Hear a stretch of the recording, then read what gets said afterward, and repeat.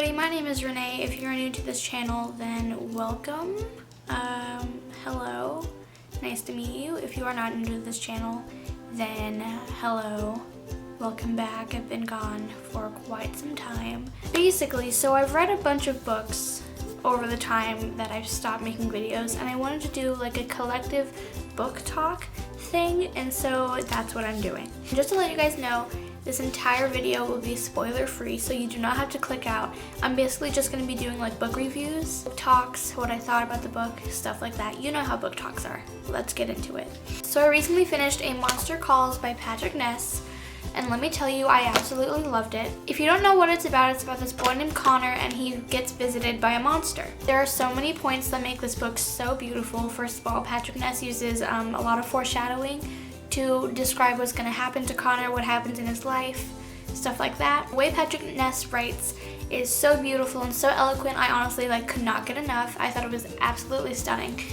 The way Connor was portrayed, the way the monster was portrayed, all of the characters in the book, minor or major, they were all so beautifully written. Both of the characters, the monster and Connor, were written so beautifully. They all had very complex personality traits. And by the end of the book, you kind of realize why the monster is there in the first place, and it just blows your mind away. The relationship between Connor and the monster was what I enjoyed the most. Obviously, the monster was friendly enough that Connor felt comfortable and felt like he could trust the monster.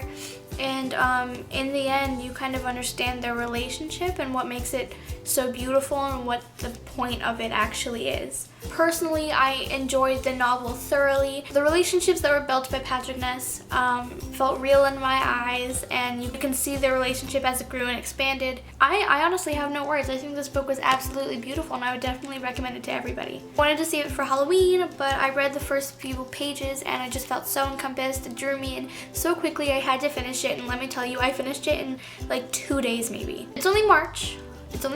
However, this is definitely one of my favorite books this year. I thought it was so great. Okay, moving on. So for Christmas, I was given the book Let It Snow by my friend Ashley. This has 3 different authors in it, and they are John Green, Maureen Johnson, and Lauren Miracle. Since I got it for Christmas, I read it around New Year's, and let me tell you, it was so adorable. I loved it so much. The idea behind it was so genius. So to begin with, Let It Snow has 3 different stories in it. We have The Jubilee Express by Maureen Johnson, A Cheertastic Christmas Miracle by John Green, and The Patron Saint of Pigs by Lauren Miracle. To begin, The Jubilee Express was very fast-paced. It's about this girl named Jubilee, and her parents get arrested, and so she has to spend Christmas with her grandparents in Florida. As she's on the train there, chaos ensues, and she meets a guy named Stuart. The romance was very rushed and random in my opinion, but I think it's because they had 2 other stories that they had to fit in, so obviously they had to make the stories like 100 pages or less, and so it makes sense. The ending left me extremely warm inside. I felt so great, and I loved it. I loved how it all worked out. However, I do feel like Maureen Johnson, oh whoops, I just kicked the camera. However, I do feel like Maureen Johnson's writing style is a tad bit weaker than the rest of them, especially John Green. However, her story was completely wonderful, and I absolutely loved it, but not as much as I loved John Green's story. Now, I'm a sucker for John Green books, even though I find them a little cliche at times. This one was absolutely adorable. His writing style in A Cheertastic Christmas Miracle was hilarious. I found myself laughing out loud a ton, even though the story was a tad bit cliche. A Cheertastic Christmas Miracle is from the point of view of this guy named Tobin, and he takes his friend JP and the Duke on an adventure. What's the adventure, you ask? Well, to Waffle House. But this Waffle House has been overrun by cheerleaders because of a storm. And so Tobin takes his friends to this Waffle House, and chaos ensues, and he finds unexpected love.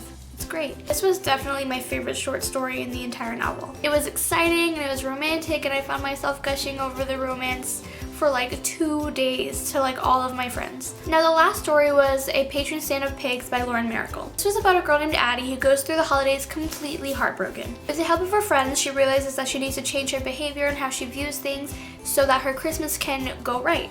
The only thing that really pissed me off was Addie's plotline. I didn't like her character. I thought she was extremely selfish and self-absorbed, and it's not what I really wanted in a character. I think that the short story was a great closer to the novel. Lauren Miracle's writing style was absolutely adorable. All the characters, supporting and main, were hilarious. If they ever make a Christmas movie about this story, I call playing Dory. She was my favorite. She's hilarious. Comic relief was A1 with Dory. All in all, I rated it a 4 out of 5 on Goodreads. It was definitely adorable, and I definitely recommend it for the holiday season. The next book I literally finished last night. It's called We Should Hang Out Sometime by Josh Sundquist. Sundquist? I don't know. This book was so funny, and now I know I said that all the books were funny, but this one was absolutely hilarious. I finished it in 2 days. I would read it out loud with my boyfriend, and my boyfriend and I would just laugh. We would just laugh.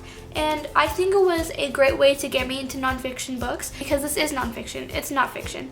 And that's what actually really surprised me, was that I was going through this novel and like I was auditorily laughing, I was cringing, I was humiliated and embarrassed for Josh. Like I was sitting there and I was just like, oh no, oh Josh, how could you do this to yourself?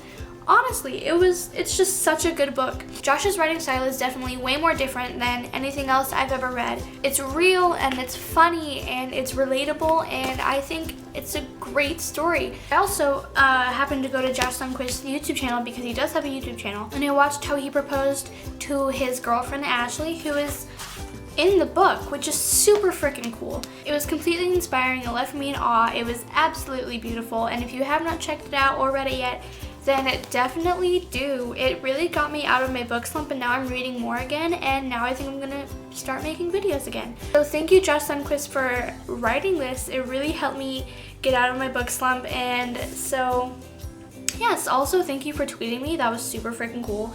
I was reading your book while you tweeted me, and I was like, oh my god, how did he know?